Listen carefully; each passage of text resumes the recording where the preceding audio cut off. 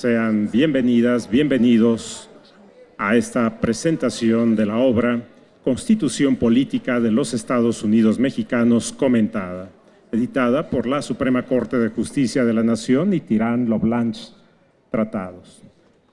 Me permito presentar a quienes integran el presidium. Ministro Luis María Aguilar Morales, presidente de la Suprema Corte de Justicia de la Nación y del Consejo de la Judicatura Federal.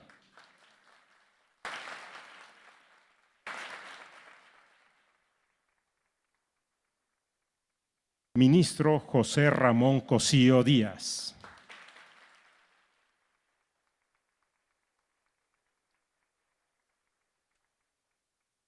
Senador Roberto Gil Suart.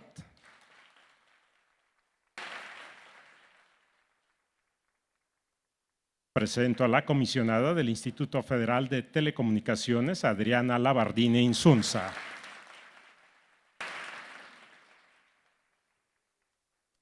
Magistrada Emma Mesa Fonseca, integrante del 9º Tribunal Colegiado en materia penal.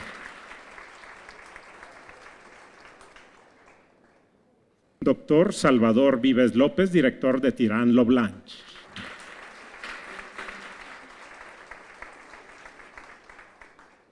Licenciado Santiago Oñate Yáñez, coeditor de la obra que hoy se presenta.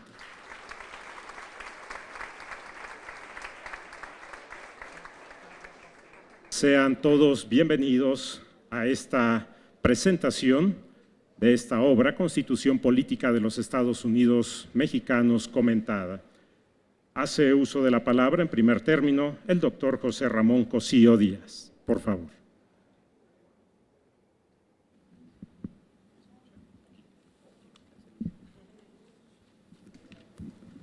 Muy buenas tardes, tengan todos ustedes. Quiero agradecer a todos ustedes su presencia, desde luego al ministro presidente, al senador Gil, a Emma, Adriana, a Santiago y desde luego a Salvador Vives, el editor no solo de esta obra, sino de tantos trabajos tan importantes que se están publicando en España, en México y en América Latina. También quiero agradecer a mis compañeros ministros que se hayan tomado el tiempo de estar aquí esta tarde, al senador Burgos, a Luis Raúl González Pérez, presidente de la Comisión Nacional de Derechos Humanos, a mis amigos consejeros de la Judicatura que están aquí, a Roselena, Alfonso, a los directores de las escuelas y facultades de Derecho, al secretario general de ANUYES, me voy a pasar aquí un buen rato, a los presidentes de los colegios profesionales más importantes del país y a todos ustedes. Hace un rato cuando llegué aquí, la verdad me di cuenta de que el motivo por el cual se pudo armar esta obra se debe fundamentalmente a tres razones.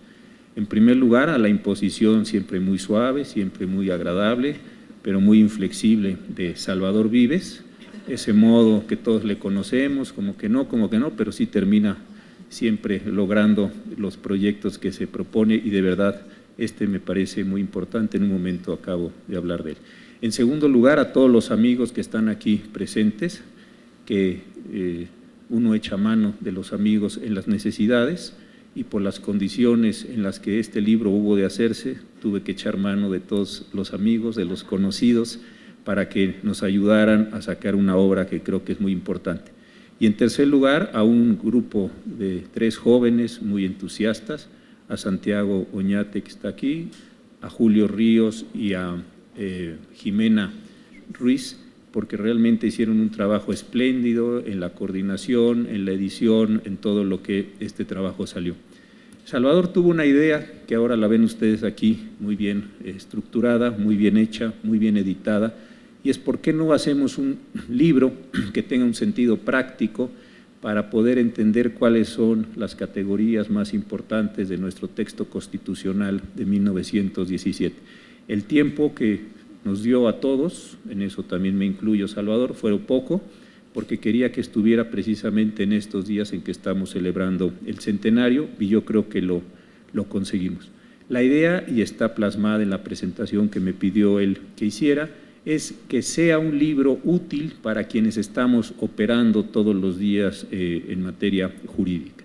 hay una diferencia con otros textos jurídicos, ni mejores ni peores, simplemente diferentes, y es que no tratamos un artículo por una persona, sino que fuimos fragmentando los artículos de forma que pudiéramos explicar un poco más de cosas, por decirlo de este modo, de las que tradicionalmente se establecen. Y creo que esta es una idea bien interesante en que se pudo hacer el libro. Por otro lado, tiene una condición de análisis jurisprudencial, no puede entenderse la Constitución sin el análisis de la jurisprudencia, en particular de la Suprema Corte, pero desde luego también de los tribunales colegiados y algunos otros órganos especializados, y esta fue la idea que tratamos de recoger.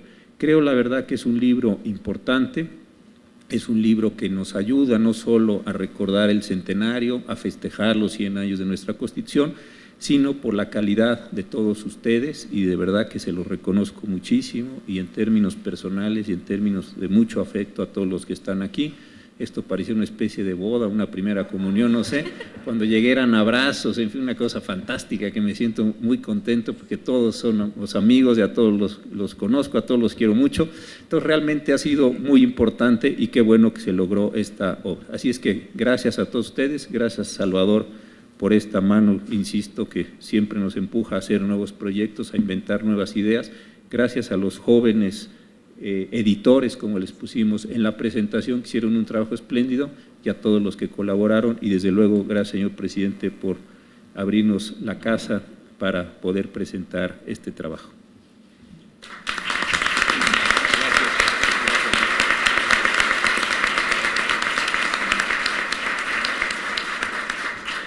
Gracias, ministro José Ramón Cosío Díaz. A continuación, escucharemos al director de Tirán Lo Blanche, doctor Salvador Vives López, por favor. Hola, ¿se escucha? Sí. Buenas tardes. Apelo lo primero a mi condición de extranjero, pues si cometo algún error de protocolo, que sean benevolentes conmigo. Lo primero, señor ministro presidente de la Suprema Corte de Justicia de la Nación, pues darle las gracias por colaborar en este acto, por estar aquí, por apoyar lo que es la cultura jurídica. Señores ministros, muchas gracias por venir, miembros del Presidium, consejeros y resto de autoridades, encantados de que hayan podido participar en esta obra. Normalmente, no sé por qué, siempre me ponen al final en el turno de hablar, pero esta vez me ponen el segundo, con lo cual siempre cuando uno está al final, pues ya no tiene nada que decir, porque todo está dicho. Entonces, esta vez voy a intentar pues no fastidiar a las personas que vayan detrás y ser muy breve y muy escueto. Es de perogrullo decir lo importante que es una Constitución para un país. Es una idea de perogrullo. Una Constitución, como todos los que estamos aquí sabemos, pues es el vértice de la arquitectura institucional, jurídica de un país. Pero en el aniversario de la Constitución mexicana, mientras me preparaba estas palabras, a mí se me ha ocurrido una idea que puede ser interesante en el mundo tan revuelto en el que vivimos. Cuando acabó la Segunda Guerra Mundial, posteriormente Habermas divulgó una idea que venía de un politólogo que se llamaba Steinfler, que hablaba de patriotismo constitucional. Es decir, que una nación, dicho con palabras muy vulgares, no se construye desde un punto de vista racial o de las fronteras o de cualquier otro elemento, o de la riqueza, nosotros los ricos frente a los pobres, sino que se construye desde una serie de valores que están plasmados en la Constitución y que generan una convivencia en la que todos sus ciudadanos quieren participar. Es un patriotismo diferente al patriotismo estomacal que muchas veces estamos viendo que en Europa y en otros sitios está progresando, pero que quizá en estos momentos sea muy interesante retomar esa idea y adecuarla a lo que la Constitución mexicana dice. ¿Qué dice la Constitución mexicana? Pues habla de derechos humanos, habla de igualdad, habla de derecho a la educación, a la sanidad, etcétera, etcétera, etcétera. Creo que es un espacio en el que se puede construir un patriotismo muy diferenciado del patriotismo tan a veces vulgar que estamos viendo que se produce en otros lados. Y esto le da una dimensión diferente a la Constitución y una dimensión que puede ser más interesante. En segundo lugar, querría hablar de por qué hicimos estos comentarios hasta la Constitución y no otros. Vamos a ver, cuando nos lo planteamos, pensamos que habría muchos actos de homenaje a la Constitución, y los ha habido, algunos de ellos basados en temas históricos, cómo germinó la Constitución, otros basados en la personalidad de los constituyentes. Ha habido un congreso de profesores de Constitucional, que yo recuerde, en la UNAM, que ha realizado un homenaje a la Constitución. Pero nosotros, y cuando digo nosotros me refiero a José Ramón y a mí, queríamos hacer algo diferente.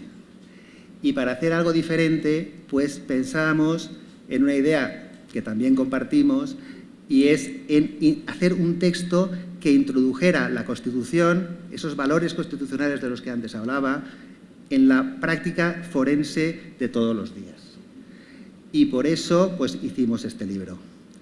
El libro es un libro, como ustedes verán, no sé si monumental, pero un libro muy importante, en el que participan, no sé si los mejores autores de México, pero desde luego entre los mejores hay muchos autores de México. Es un libro en el que José Ramón y yo optamos también por el formato artículo por artículo, porque eso impide que los autores se vayan. Y nosotros queríamos, al contrario, que los autores centraran el debate y no se nos fueran. Y además es un libro que interpreta la Constitución a la luz de la jurisprudencia de la Suprema Corte, como no puede ser de otra manera.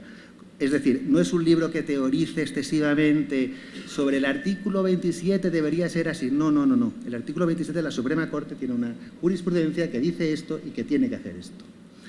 Todo ello pensando, como vuelvo a repetir, en la operativa forense de todos los días. Es decir, integrar la Constitución en el día a día de la práctica. Y estas son las dos cosas que quería decir. Quisiera acabar pues dando las gracias a todos los autores que estáis todos aquí. En buena medida es un acto íntimo que nos lo damos nosotros para nosotros mismos, por lo tanto es maravilloso. Quería dar las gracias al equipo de la editorial Tirán, que ha trabajado mucho y muy bien para que esto sea así. Quería dar las gracias especialmente a Liz, que está por allí, y por supuesto a Alejandro. Quería dar las gracias al equipo del ministro Cossío, a Jimena, a Julio y a Santiago. Sin ellos, la verdad, esto no hubiera sido ni posible, ni soñable, ni nada. Y quisiera dar las gracias a José Ramón, porque él ha sido muy generoso diciendo que se me ocurrió una idea, pero bueno, de una idea a una realidad hay mucho trecho. José Ramón es un emprendedor cultural, desde luego, una persona que cualquier proyecto lo acoge inmediatamente. Yo creo que tardaste 4 segundos en aceptarlo. Creo que no llegó. Y este es el verdadero padre de la obra, todo lo demás que yo diga sobra. Muchas gracias.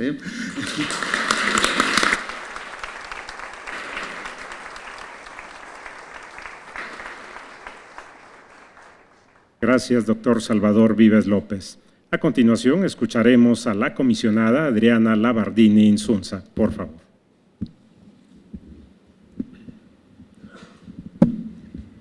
Muchísimas gracias y muy buenas tardes a todos los distinguidos miembros de este presidium.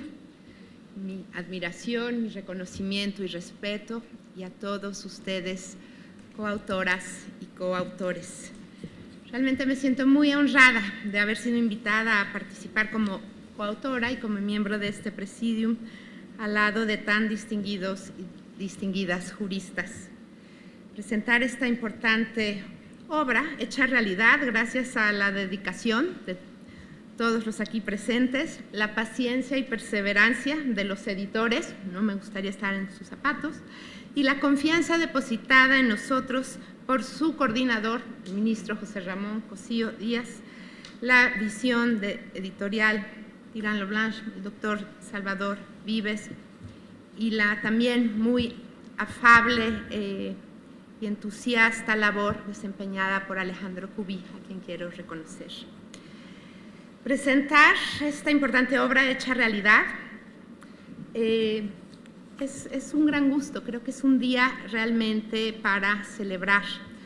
Importantes actores de nuestro país, desde la judicatura, la academia, la administración pública, el poder legislativo, el ejercicio independiente de la profesión, importantes coautores litigantes, muy importante, hoy aquí reunidos, han aportado sus conocimientos, su experiencia, su visión, con una gran vocación como juristas. Ello se ve reflejado en todos y cada uno de sus comentarios, dando, yo creo, como resultado final una obra muy enriquecedora, muy informativa, una obra colectiva que se caracteriza por la diversidad de sus autores, por la utilidad pragmática como herramienta que ayudará sin duda a la comprensión, conocimiento y divulgación de nuestra Carta Magna y su interpretación jurisprudencial. Con especial orgullo y esperanza, leí las glosas de jóvenes coautores, los veo todos jóvenes, pero unos más jóvenes, abogadas y abogados comprometidos con el estudio, la interpretación, divulgación y defensa de nuestra Constitución. Los felicito aquí, todos estos jóvenes, por su alto grado de conciencia, de compromiso. En ustedes, los jóvenes, yo creo que muchos mexicanos ponemos la esperanza en un México que se parezca en la vida cotidiana a su Constitución. Una nación que se distinga por el alto grado de ejercicio efectivo y respeto de los derechos humanos y por una soberanía realmente popular que se respire y perciba a través de un ostensible bienestar general aún no presente. Un siglo ha transcurrido, sí, desde la promulgación de la Constitución de 1917 y, sin embargo, solo el 56% de la población dice conocerla, según un reciente sondeo de la Universidad Nacional Autónoma de México. Los mexicanos no nos hemos apropiado de nuestra Carta Magna en nuestra vida diaria y necesitamos hacer algo al respecto. Yo creo que con esta obra algo estamos haciendo. La Constitución comentada es un primer paso hacia elevar el conocimiento, comprensión y divulgación del texto constitucional. Su justiciabilidad y aplicación efectiva generará confianza y legitimidad en las instituciones y normas que funcionan bajo el marco constitucional de nuestro país. Vivir la Constitución, ejercer y respetar los derechos humanos, protegerlos y hacerlos cumplir en cada acto de autoridad y en cada norma de carácter general, implica que en todos los niveles de gobierno y todos los poderes públicos la conozcan, la comprendan, la respeten, la apliquen en beneficio del pueblo mexicano, el soberano.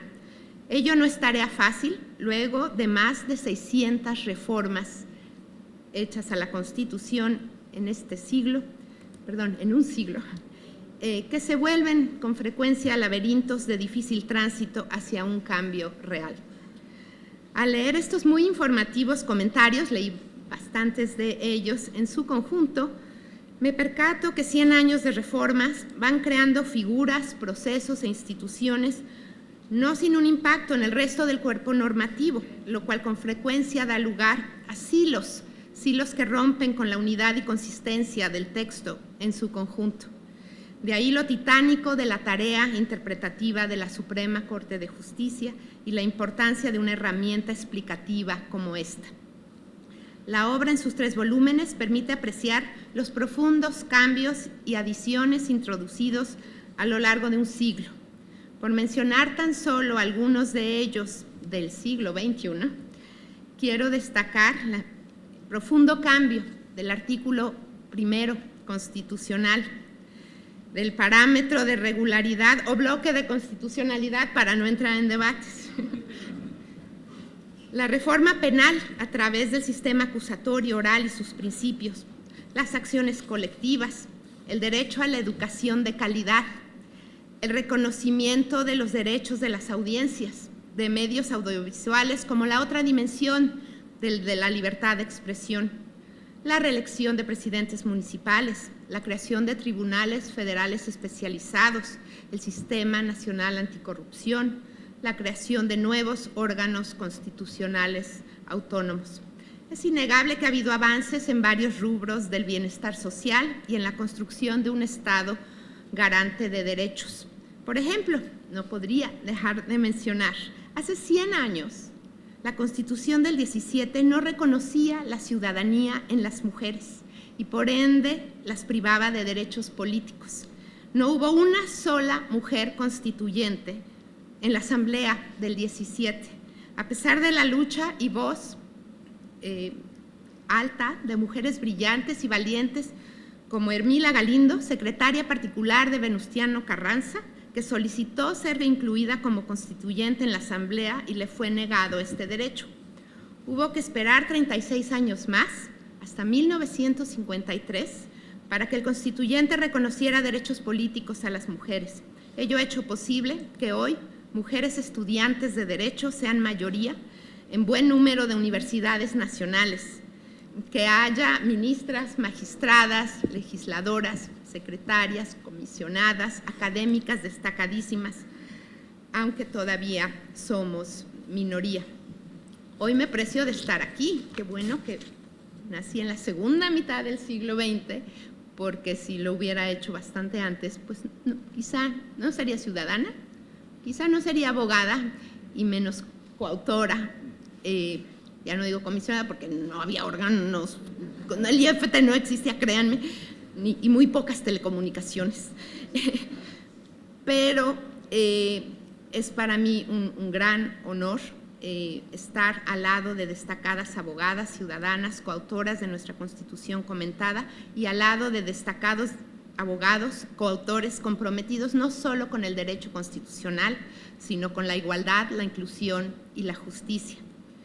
Ahora el verdadero reto está en hacer todo lo que esté a nuestro alcance para que las generaciones venideras puedan celebrar un centenario de igualdad, de educación de calidad, de justicia, de más accesos y menos excesos, de productividad y desarrollo sustentable, de paz y orden, de respeto a la diversidad multicultural, a la independencia tecnológica y la innovación, de transparencia y rendición de cuentas, en fin, de todo lo que enarbola nuestra Constitución y que queremos palpar día a día todos los mexicanos.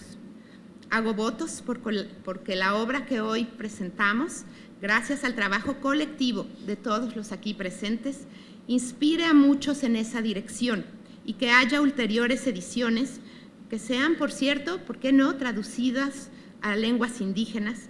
Y desde luego yo le pido al ministro Ramón Cosío, al doctor Vives, les pido que nos sigan invitando a escribir para que podamos comentar en nuevas ediciones nuevos textos y jurisprudencias derivados de inevitables reformas a la Constitución y de un caudal importante de controversias constitucionales y acciones de inconstitucionalidad que confío en nuestra Suprema Corte de Justicia próximamente resolverá en beneficio de los mexicanos.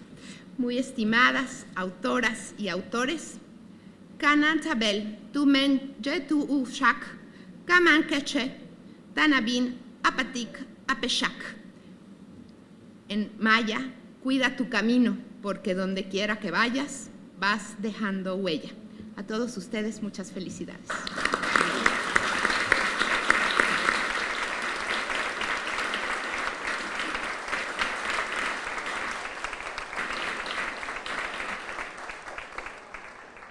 Gracias a la comisionada Labardini Insunza. A continuación, hace uso de la palabra la magistrada Emma Mesa Fonseca. Muy buenas tardes, estimado auditorio. En principio, quiero agradecer al señor ministro presidente Luis María Aguilar Morales, al ministro José Ramón Cosío, que hayan tenido la deferencia de invitarme a participar en este presidio. Una deferencia que realmente me abruma en virtud de la existencia de tantos autores como los veo en este momento, a quienes respeto y admiro profundamente. Es un agradecimiento de verdad muy sincero. Y también, por supuesto, estar aquí con ustedes y con como decía, con las personas del presidio. En principio quiero señalar que en el prólogo de esta obra, el ministro Cosío señala que esta no es la primera ni la única obra relacionada con los comentarios a la Constitución mexicana de los Estados Unidos, a la Constitución mexicana. En este orden también él señala que si bien no es la primera ni la única obra, también la importancia de ello es el entorno en que estamos viviendo actualmente, este entorno relacionado con el centenario de nuestra Carta Magna.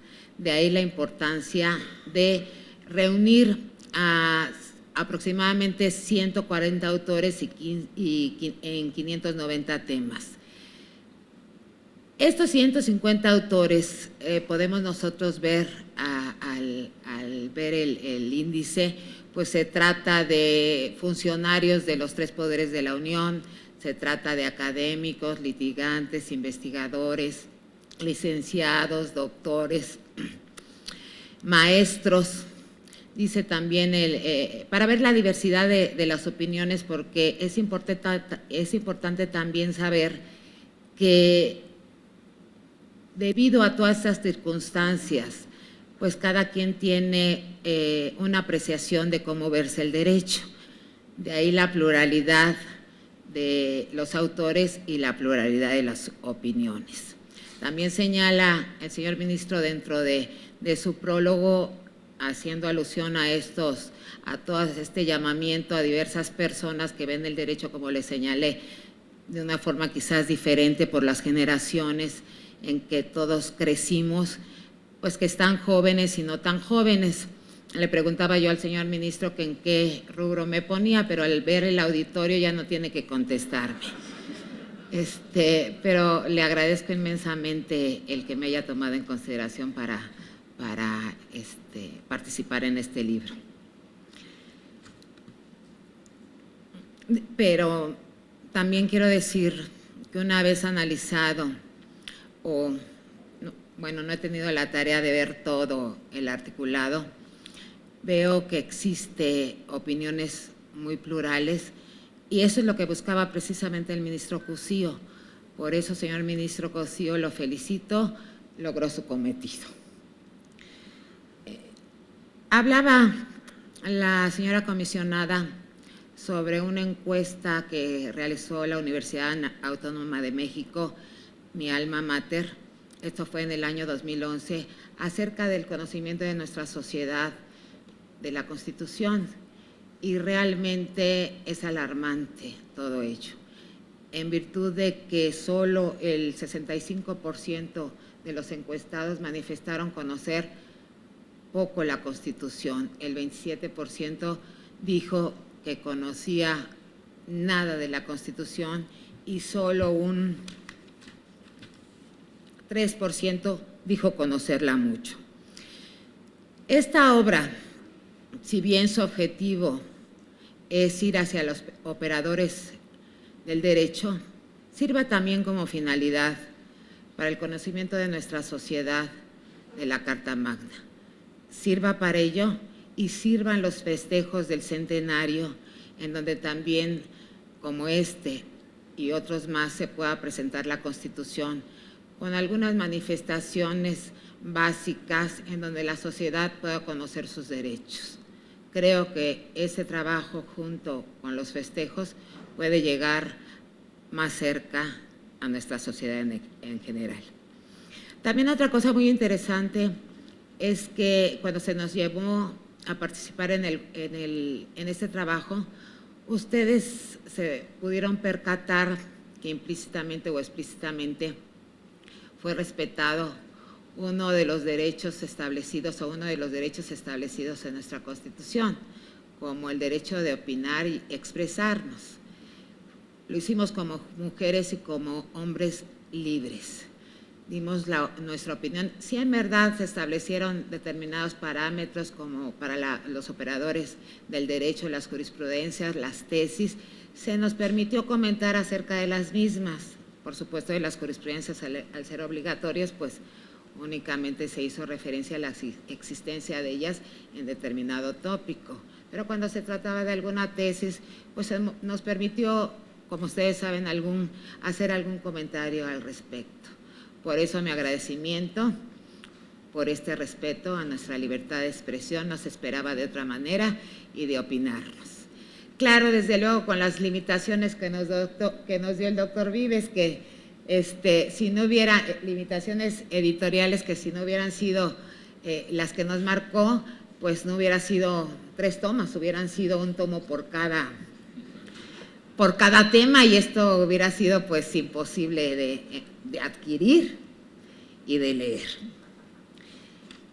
También quiero señalarles en cuanto a la situación actual de los derechos humanos, porque básicamente los autores hacen alusión en todas sus intervenciones en estos artículos que ellos comentan de esta reforma tan trascendental como es la reforma de los derechos humanos de junio de 2011.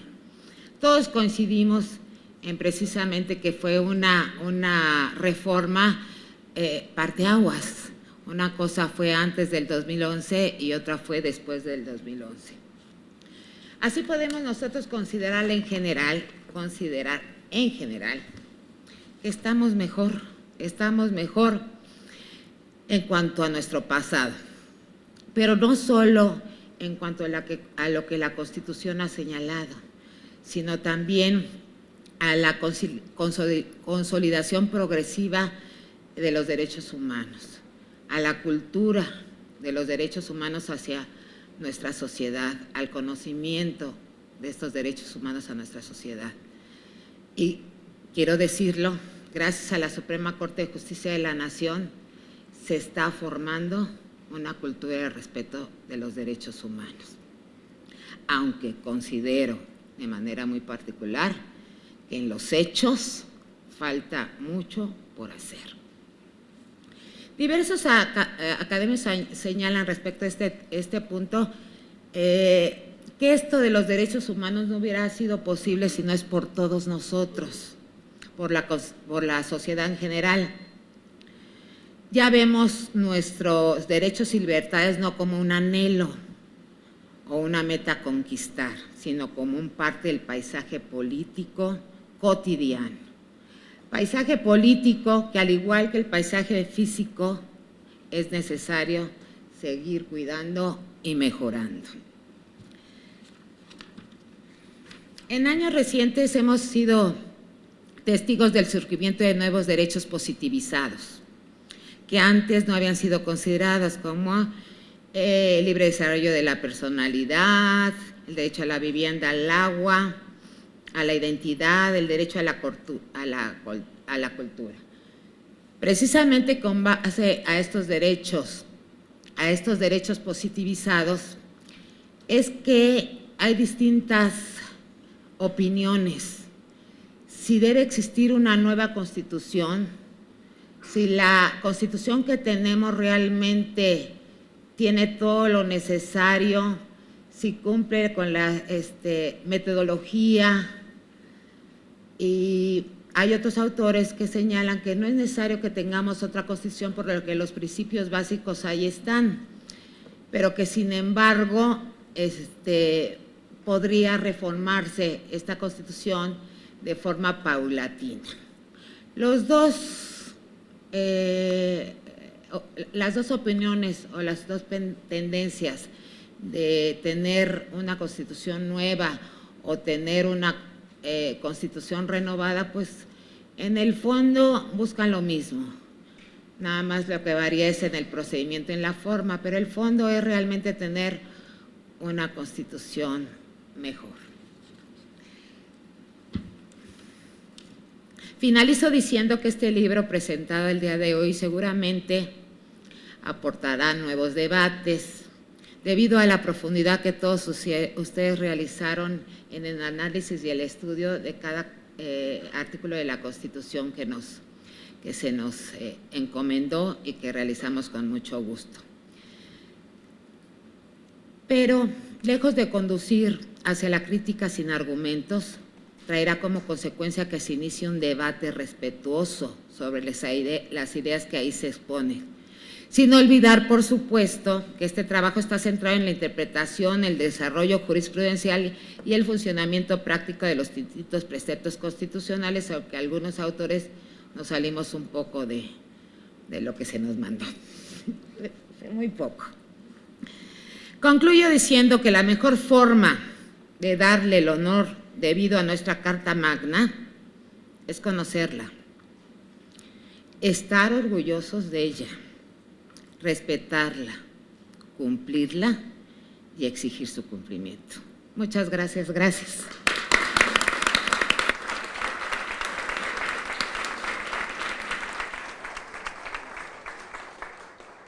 Gracias a la magistrada Emma Mesa Fonseca.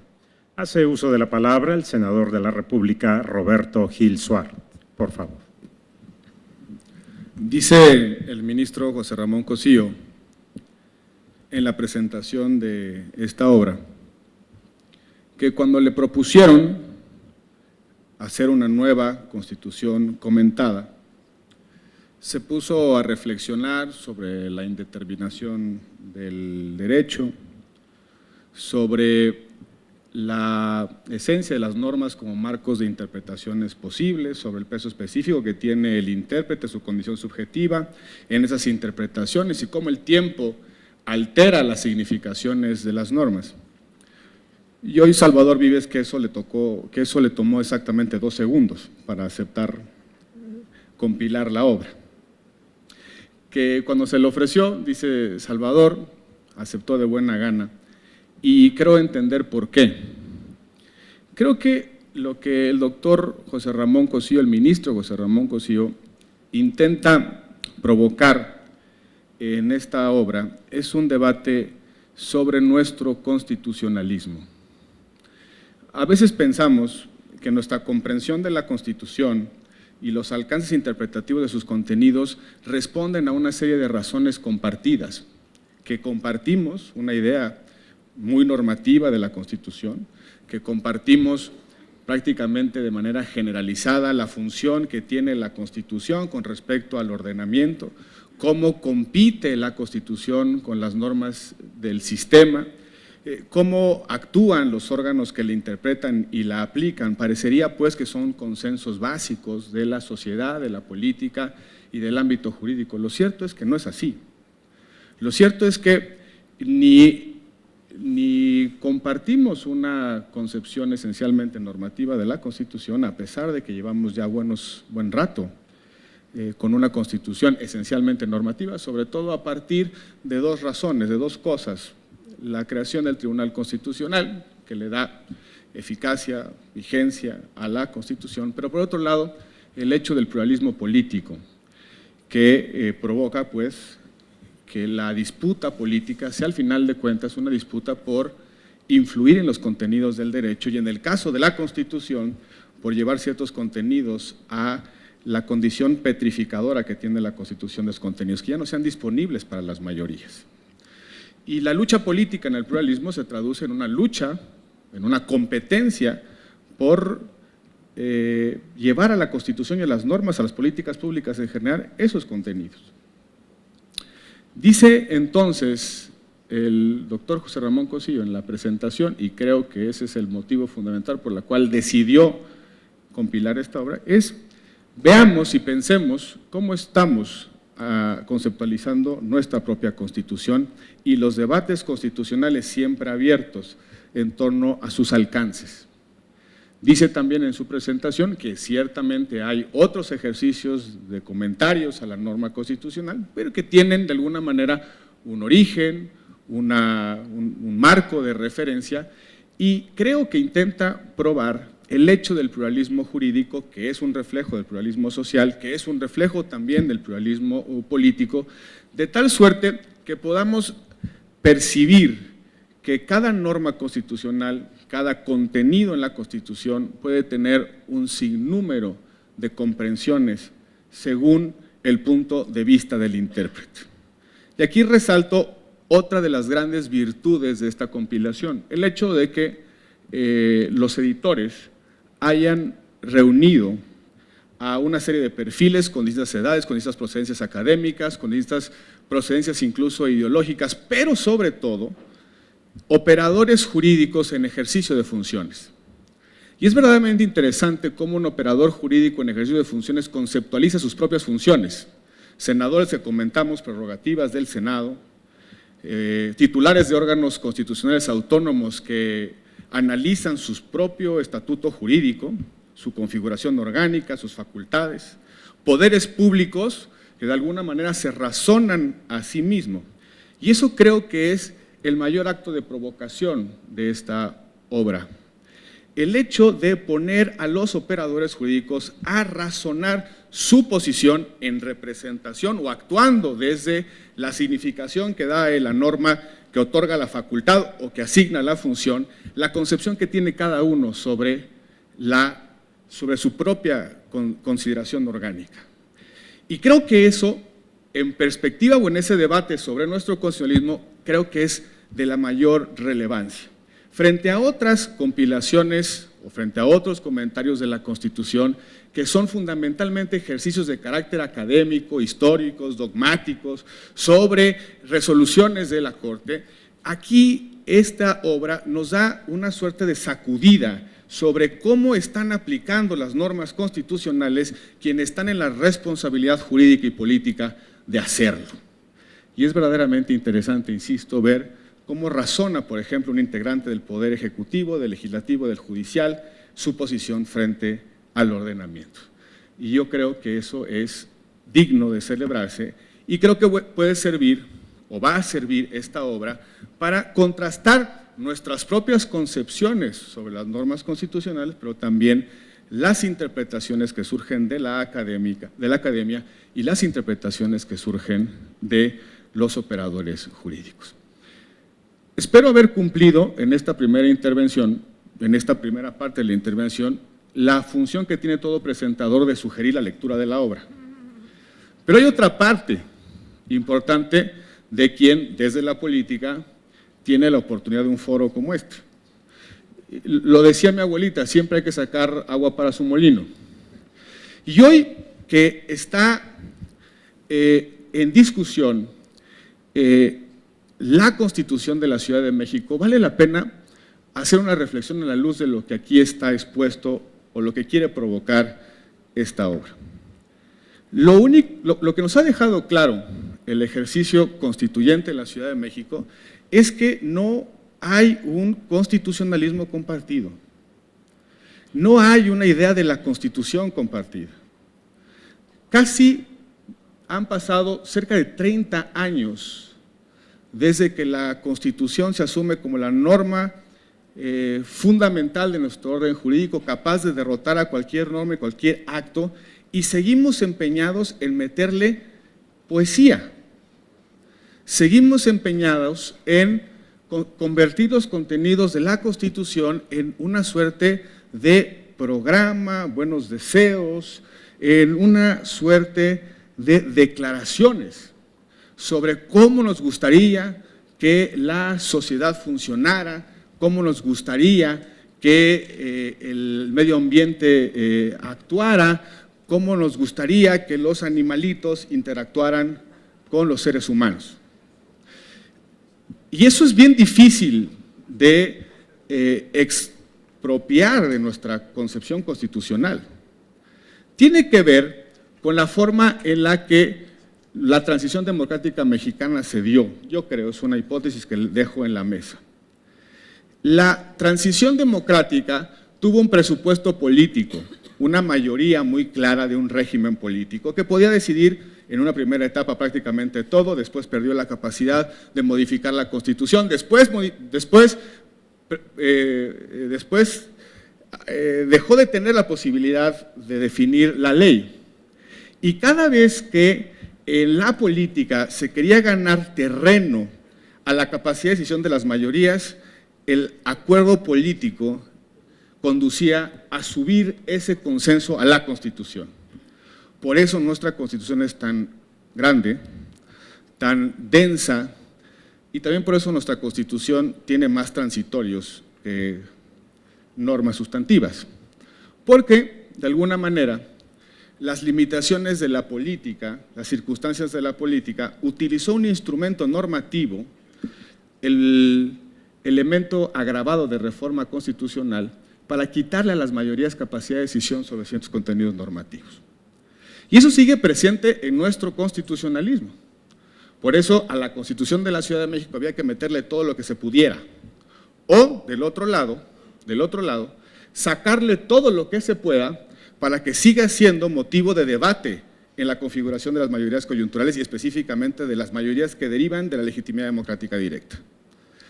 Y entonces uno se da cuenta que influir en los contenidos de una Constitución, en este caso la Ciudad de México, es al final de cuentas una dinámica política, una competencia esencialmente política. Llevar a la Constitución un determinado contenido significa expropiarlo del juego de la política, quitárselos, arrancarlo del juego de la política. Que no esté determinado en la Constitución significa que se traslada a otro espacio de decisión.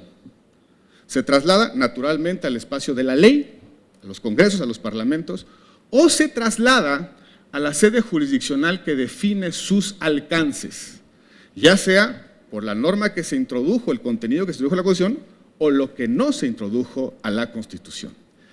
Y yo veo cómo hay muchos que se están rasgando las vestiduras y están muy angustiados porque la Constitución de la Ciudad de México se haya llevado a la sede jurisdiccional, siendo una norma subordinada que no constituye nada. Toda la materia de la Constitución ya estaba previamente constituida en la Constitución, territorio, personas, ámbitos materiales, que el hecho de que quienes estamos involucrados decidamos llevar a una sede jurisdiccional los debates pendientes, el conflicto político que no se logró pacificar en el Consejo Constitucional, me parece hasta una obviedad. Me preocupa más los que no quieren llevar absolutamente nada a la sede jurisdiccional. Tiene dos explicaciones: o ganaron todo o no les importa nada. Y si ganaron todo, si el equilibrio resultante es una ganancia ideológica radical y total, creo entonces que lo que tenemos que cuestionarnos es si nuestro pluralismo es tal. Y a los que no les importa nada significa que las posiciones que asumieron en ese proceso constituyente, en ese proceso de definición normativa, basada fundamentalmente en la construcción de normas, es un equilibrio que les parece absolutamente inútil.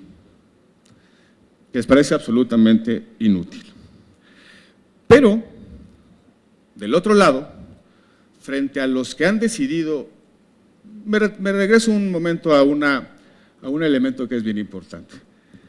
En esa Constitución, y trato de razonar esto o analizar esto en función de nuestro constitucionalismo, en esa Constitución se definen muchas cosas. Me parece natural que la Federación le dispute a la Ciudad de México la distribución de competencias. Me parece absolutamente normal y explicable que entre los tres poderes horizontales se disputen competencias. Me parece absolutamente explicable, razonable, que entre los grados de centralización se disputen competencias. Me parece normal que el Estado, en este caso el orden subnacional, se dispute poderes frente a los ciudadanos y los ciudadanos disputen poderes frente a la organización política. No me extraña absolutamente nada el hecho de que decidamos llevar esto a territorio jurisdiccional. El problema es que así como uno puede ir a la Corte a ganar algo, también puede perder algo. Es posible que en ese debate competencial de alcances de los derechos, de desdoblamientos, contenidos normativos, unos ganen y otros pierdan. Y a lo mejor el que hoy tiene la posición de ofensiva o de ataque termine en una clara reducción de sus atribuciones.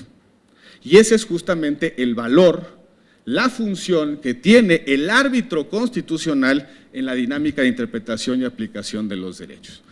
Pero, si ustedes se fijan, la discusión sobre el encuadre o la compatibilidad constitucional de la Constitución de la Ciudad de México es de la mayor relevancia. Es quizá el caso más importante que va a tener en muchos años, en décadas, la Corte. En ese debate jurisdiccional se juega la configuración del sistema federal mexicano. Durante muchos años hemos configurado el sistema federal a través de reformas a la Constitución, otra vez el problema del constitucionalismo, sin una preconcepción sobre lo que debe ser razonable en términos de distribución de competencias. Modificamos el 73, lo modificamos porque le queremos quitar la atribución o bien porque queremos estandarizar la atribución. Ya no solamente es funcional quitarle la atribución al Estado, sino ahora creamos unas cosas que se llaman sistemas nacionales donde la competencia es tuya, mía, te la presto, te la doy, me la devuelves y en todo caso luego vemos cómo nos la repartimos. Hemos ido parchando el sistema federal hasta el grado de que en efecto hay acciones de inconstitucionalidades sobre la configuración constitucional legislativa de un orden de gobierno para determinar, para decidir, racionalizar e incluso para resolver qué me toca y qué te toca. Y no solamente me refiero a los alcances de las facultades exclusivas, sino sobre todo las concurrentes, las coincidentes y ahora los famosos sistemas. Pero al mismo tiempo, en esas acciones de inconstitucionalidad, nos vamos a jugar los propios alcances del derecho, de los derechos. Si la Corte, a propósito de la acción de inconstitucionalidad sobre la configuración del derecho a la educación en la Ciudad de México, interpreta el derecho a la educación previsto en el artículo 3º, estaremos frente a una regla de aplicación obligatoria para todos, es decir, no solamente se resuelve o no solamente se incide en la distribución de competencias, sino también se va a incidir en los alcances del propio derecho.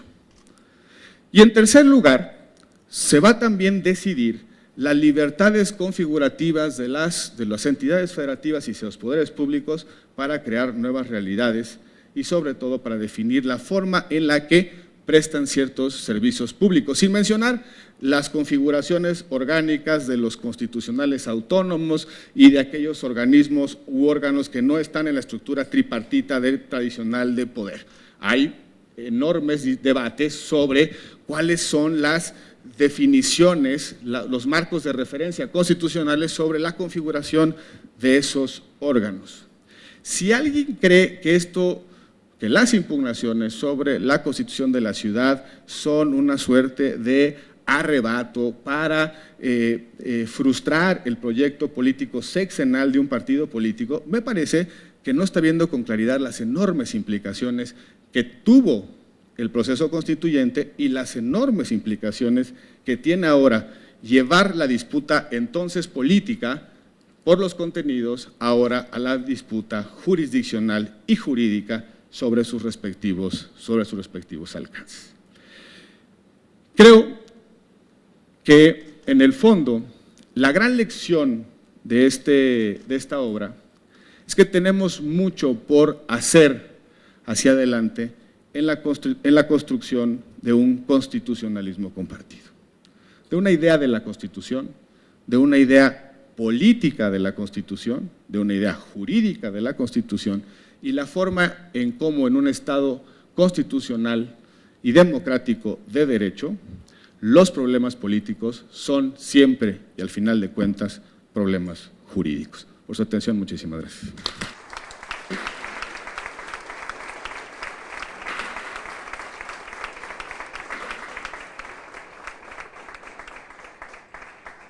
Gracias, senador Gil Suart.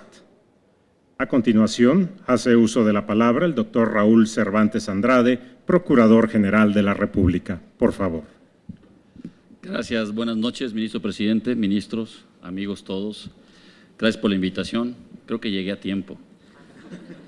Perdón el tráfico, perdón tantas reuniones, nos quedan lejos, pero la Corte siempre cerca.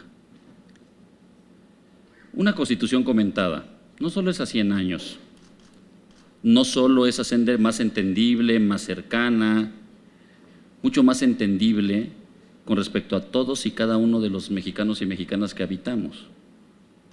A mí me pidieron y me insistieron, ministro Cosío, que fuera solo del proceso legislativo, cuando levantaba mi mano en otros temas. Un tema del que siempre nos ha preocupado al ministro y a mí, también al senador Gil, que hizo hasta un foro muy interesante, es el tema del federalismo. Tenemos una gran confusión y nos hemos concentrado en los derechos humanos y sin duda es el centro del Estado mexicano. Pero para hacerlo eficaz, eficiente, protegerlo, para que sean progresivos, para que sean eficaces y una realidad, es cuál es la competencia, con qué programa del sistema de planeación constitucional y a quién le toca en la federación, a quién los estados, más la complicación que dice hoy el senador Gil Schwartz. Entendiendo de donde en mi principio y en mi interpretación es que en tratándose de derechos humanos no puedes alegar autonomías en los estados y que esto debe haber una asimetría según en donde naces, en donde vives, el comportamiento de los derechos.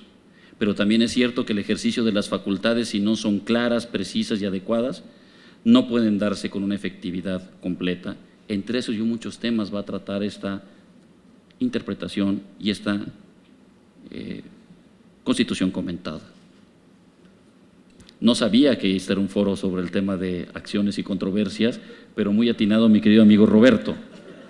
Y también yo parto de la base que llegué a la mitad y quizás me perdí la otra mitad de la obra y por lo tanto no soy. Pero sí es cierto, olvidémonos de la Constitución del DF.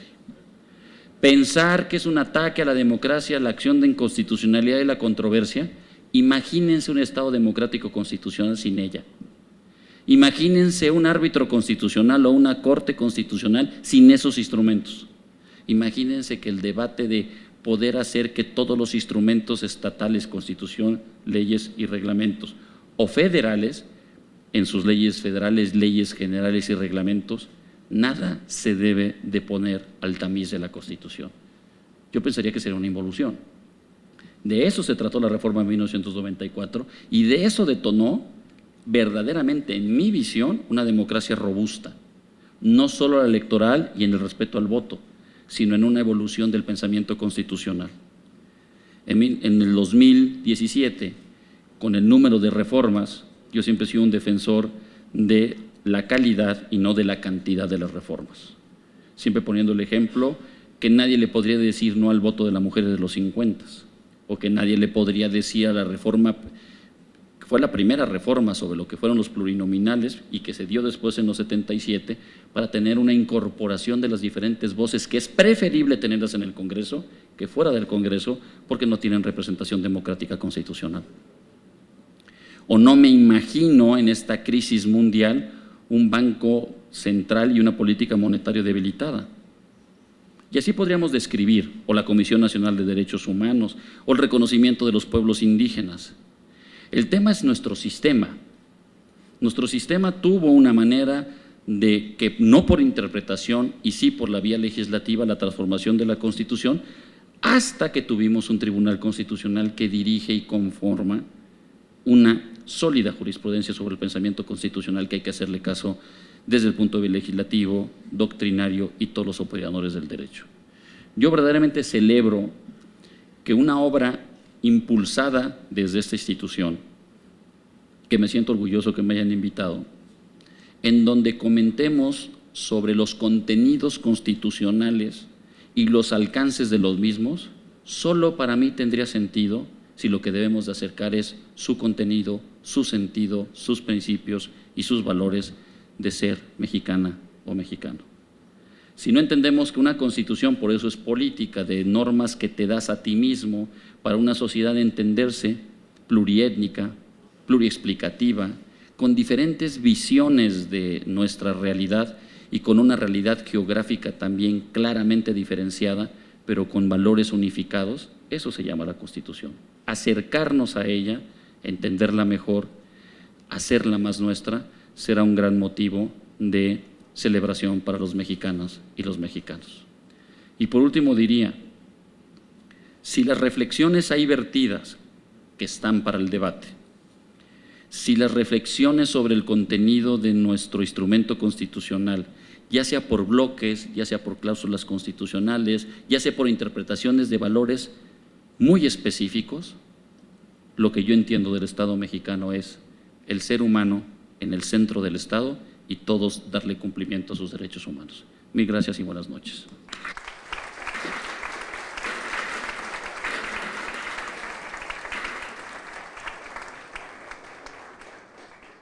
Gracias, doctor Raúl Cervantes Andrade. Escucharemos al ministro Luis María Aguilar Morales, presidente de la Suprema Corte de Justicia de la Nación y del Consejo de la Judicatura Federal. Por favor. Muchas gracias. Como bien decía nuestro amigo don Salvador Vives, soy el último y ya no tengo nada más que decir.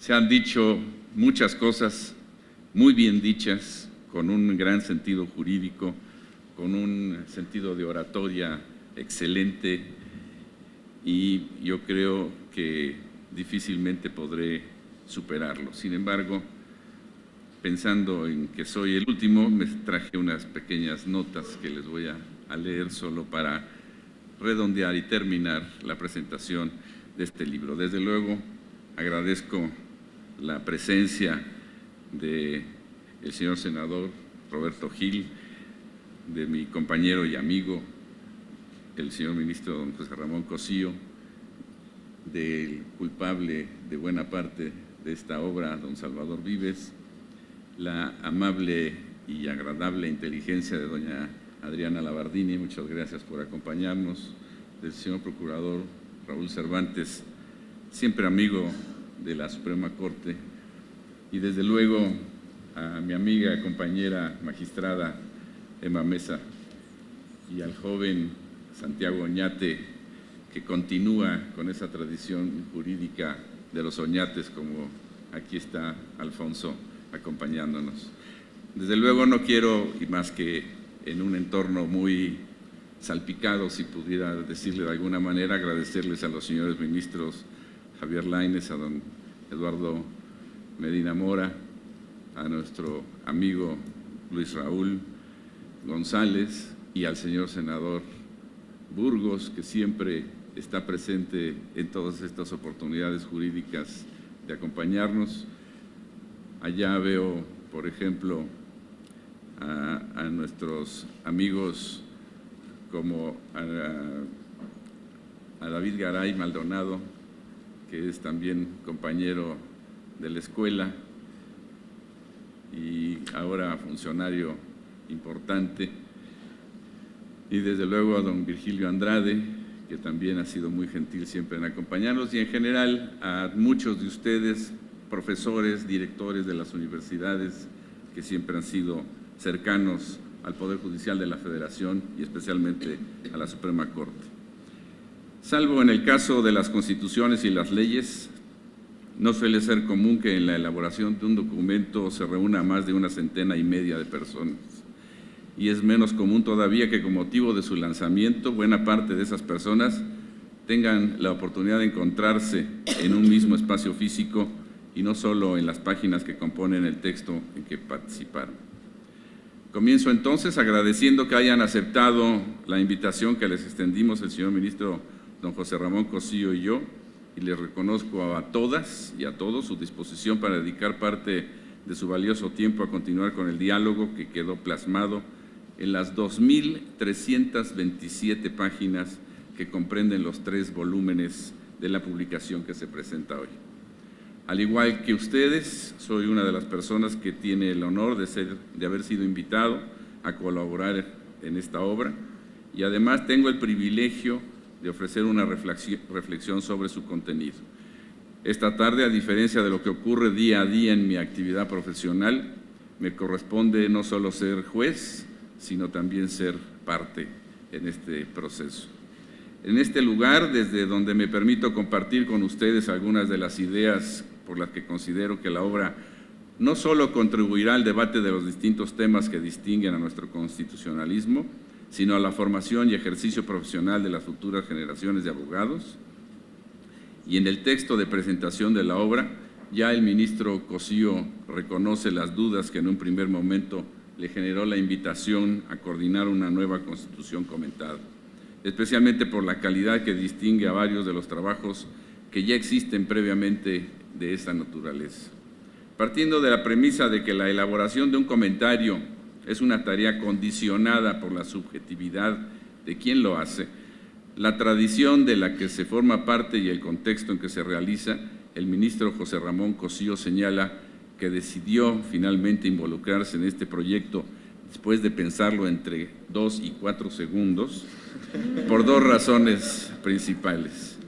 La primera es la conveniencia de contar con nuevos comentarios del texto constitucional, elaborado por personas con trayectorias y actividades y adscripciones distintas, cuya suma de experiencias permitiese generar un volumen que refleje la heterogeneidad de nuestra comunidad jurídica y de nuestra sociedad.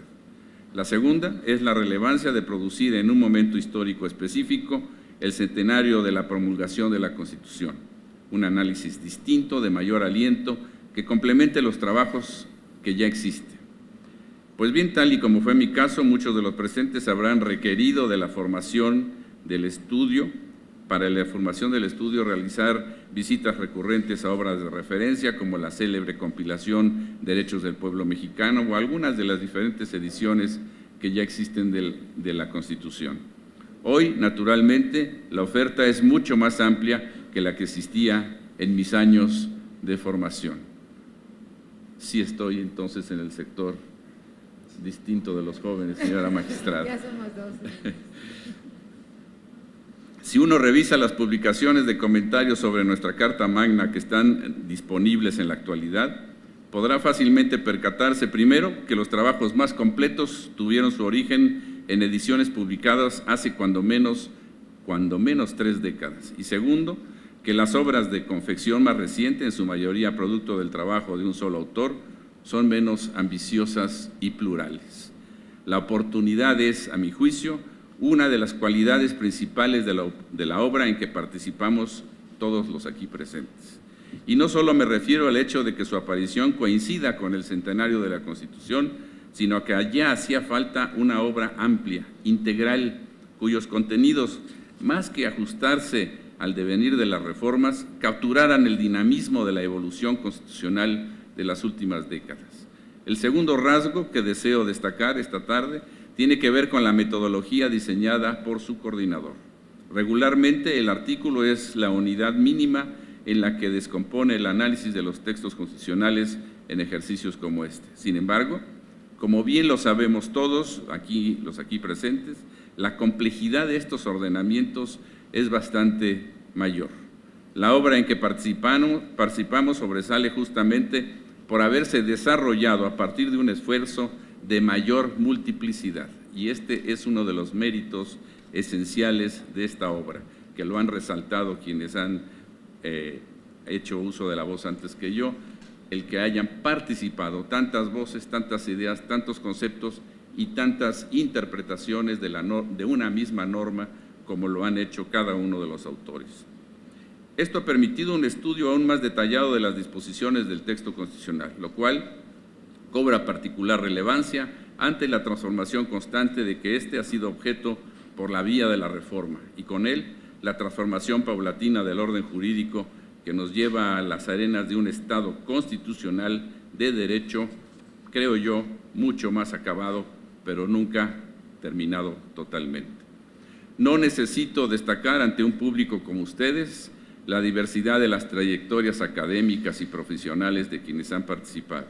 Eso lo hizo ya con claridad el ministro Cosío en su presentación, y en lo que me interesa hacer énfasis es en el hecho de que a pesar de que nuestros distintos caminos y responsabilidades, a pesar de ello, las y los presentes formamos parte de una misma comunidad, cuyo lazo es la convicción de que el derecho puede y debe ser un instrumento que sirva para generar una sociedad que viva en paz, con justicia y equidad.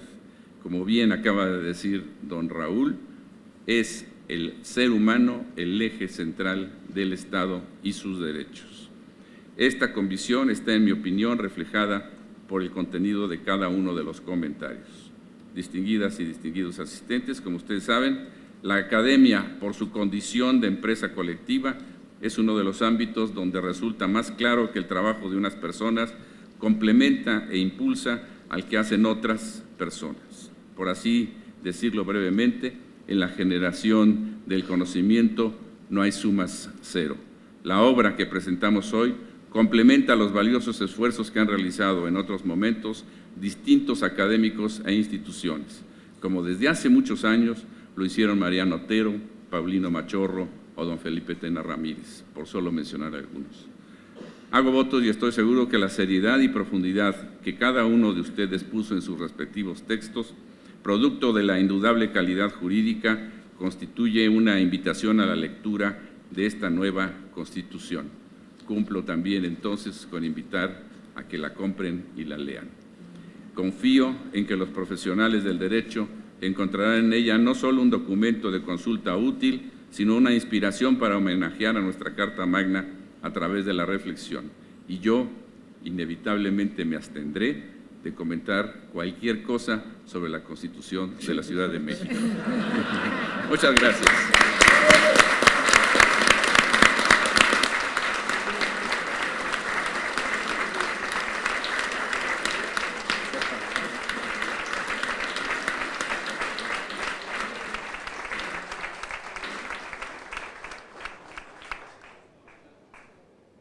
Gracias al ministro Luis María Aguilar Morales.